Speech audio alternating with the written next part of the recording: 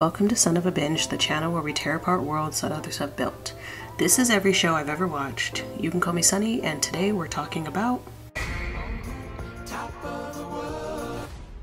Big Sky is a show that was released November 17th, 2020 by ABC. Google says it has 10 episodes, but there were 16 in season 1. I don't know what Google's on.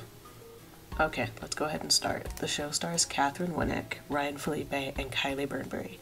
If you don't know who they are, that's fine. I prefer to talk about the show, not necessarily the actors.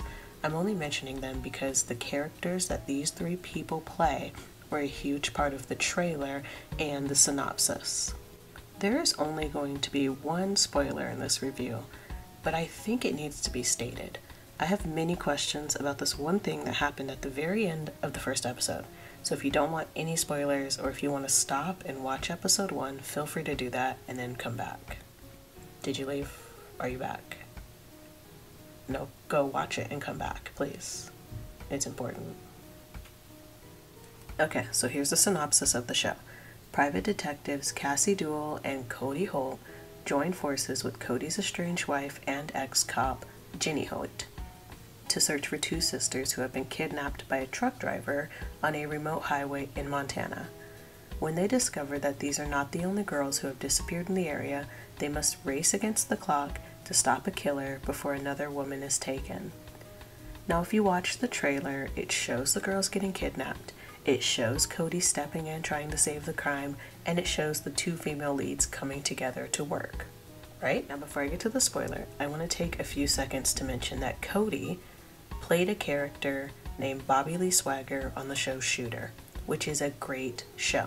I will get around to reviewing that when I get to it. But he's also the only person I immediately recognized. So the trailer and the synopsis list him as a lead character. His name is one of the first listed. His face is on the cover art for the show. I think you know where I'm going with this. Now for the spoiler. After everything I just read you, after the trailer I just showed you, after everything you've heard, you're expecting the show to consist of these three people solving a serial abduction case, right? Me too. But at the very end of episode 1, Cody gets shot in the head. He's dead. They killed him. Episode 1. Now, after this happened, I had to pause the show. I had to sit back and reflect on my feelings. What is happening? Why would they set this up? Why would they show him as a prominent character if he gets killed at the end of episode 1? I remember I stopped watching for a few days. I was thinking, after this betrayal, I'm done. How can I do this? Why did they do this? What was the point? Then my brain started doing the whole, maybe he didn't die thing. So I thought, okay, let's continue and see if he didn't die. He died. He actually died. They buried him and his truck in a giant hole, covered it in dirt, and called it a day. So, respectfully, I'm taking a whole star off for that. That was messy, and not even the good kind of messy. I am now under the impression that the only reason they put this man front and center of the show was to get the views. They wanted people who said, oh, Shooter was an amazing show. I would love to watch another show with this guy in it. I could see them all sitting in a room talking. We're going to get the views. We're going to get the views for everybody who liked this actor. They're going to watch this show. We're going to get so many views. And then we're going to get them hooked. It worked. I did watch the whole thing. But I kept wondering, why is his name second or first, depending on which synopsis you look at? Maybe he was going to be like in a bunch of flashbacks or a ghost, still technically in the show, but dead. Well, the flashbacks happened. They only lasted about 4 episodes, but technically they were there. And then they just stopped. Strangely enough, the audience, me included, barely even realized that he wasn't in the show anymore. So now that we got the whole spoiler alert out of the way, let's talk about the plot. So, 2 girls who get kidnapped. Their names are Danielle and Grace. Danielle's very strong-willed. She gets road rage at a truck driver who is not the one to mess with. And this truck driver, his name is Ronald. He starts out as a boring character. Ronald gets road rage himself. He follows the girls, whose car ended up overheating, so they had to pull over. He kidnaps them, throws them in the back of his semi-truck, and there's already another woman back there by the name of Jerry. Jerry was working at a truck stop, offered Ronald a good time. Ronald kidnapped her too. Now, Cody and Cassie are on the case, not only because they're private detectives, but because Danielle and Grace were headed to Cody's house because Danielle was dating his son. And since Cody and his wife Jenny are estranged, Jenny helps because that's her son too. So when the girls didn't show up, the trio decided to look into it alongside the cops. Now, the trio's dynamic obviously ended because of Cody's untimely demise, but the two main female characters barely like each other because they were both sleeping with the same man. They're both worried about the same man being missing, and eventually they grow on each other.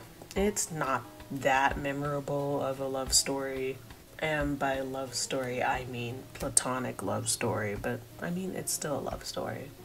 And I could talk about them more and more, but I want to talk about Ronald's character because Ronald's character's traits in the show are weird. He starts out very socially timid, almost like he's just taking orders, but he doesn't have any control over like what he's doing, you know? But then you can tell he actually has a lot of experience in what he's been doing, which is kidnapping. You can see certain points he has a routine that works for him. Kidnapping the teen girls was not part of that routine, so he's caught off guard. And you could see his control slip a little bit because he's not used to dealing with angry teenagers. So sometimes you can see Ronald be caught off guard, and you can see it's almost as if he's waiting for someone to give him permission to do something. It seems like he's waiting on the people he kidnapped to give him permission. Now that's all fine. That character works. That's not the weird part. The weird part is about halfway through the season, all of this flips. After the flip, Ronald's character, instead of being confident in the things that are routine, becomes pretty unconfident because he no longer has that routine. Instead of being timid and shy when it comes to social things and social cues, he's suddenly confident. Before the personality flip, he was only confident with people when they were tied up and screaming and mad at him.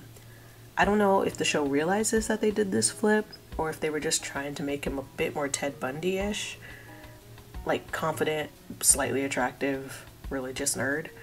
I'm pretty sure they gave him a mullet, so me calling him slightly attractive is definitely pressing it.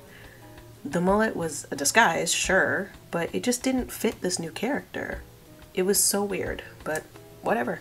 In my opinion, season 1 should have ended right after episode 9, which is strange because I do prefer more episodes and I do like the storylines. But after episode 9, they bring in an entirely different plot that is not related to the original plot. I kept waiting for it to be relevant to the original plot, but I think it's more relevant in the two female leads getting along, not the plot. They also brought in a completely new male character, which was fine. I actually like the character. I just think it was unnecessary, and it would have been a very good spot to start season 2. So because of that, I had to take off another half star. I'm so sorry. Now, during my research, I came across this comment by Brandon242. He decided to say political correctness has made every show on TV dull and predictable. Every show is the same format. LOL, if you've seen one, you've seen them all. TV used to be great. Now it's just ridiculous. Any show, I can tell you exactly what's going to happen. 2 women who can't make law enforcement, but they're allowed for some reason to run around shooting at people at will? That's bad TV. I think this comment is hilarious because, Brandon, the show has a serial killer, human trafficking ring, corrupt cops, it's sprinkled in a little bit of environmental sabotage. It has several white people trying to kill the only black character. It has a trans character who has to decide if she really wants to help the teenagers or if she wants to help herself. How is all of that politically correct? Now, he did have a response to this comment. Raquel decided to rightfully point out that, oh, I see. Your tiny ego is hurt because the show has two strong women as main characters? How pathetic. Raquel, I actually noticed that too. And the show didn't have to have two female leads, Brandon. It had a male lead. They just tricked us in the beginning.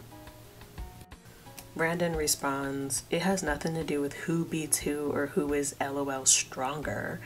There's almost nothing, zilch, realistic about this show. It's the exact format of 80% of shows today, regardless whether the lead is two strong women or two lame ducks. There's some horrid acting in the show also.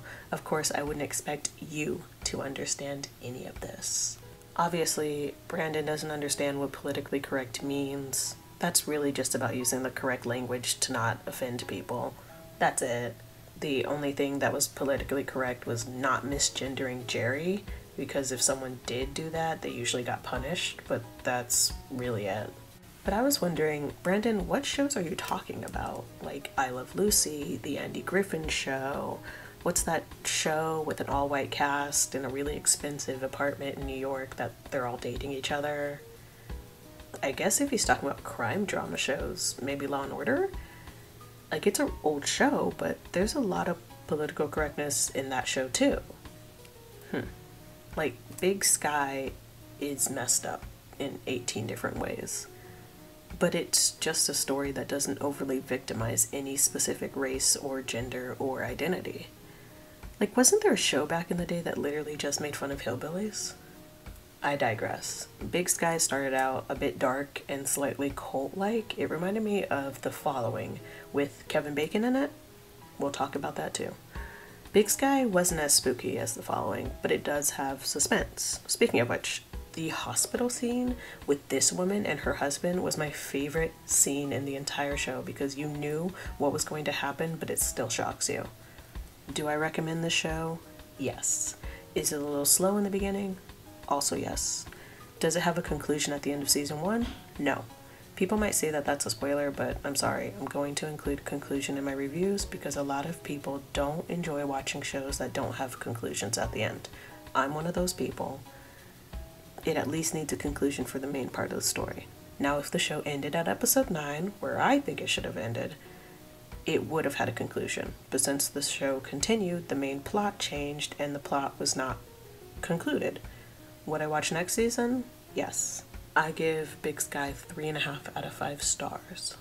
If you've already watched Big Sky or you end up watching Big Sky, let me know. Tell me how you feel. How many stars did you give it? Thanks for staying till the end. Come back next episode where we pick up a different show, throw it on the ground, rip it apart, and do all of this all over again. See ya.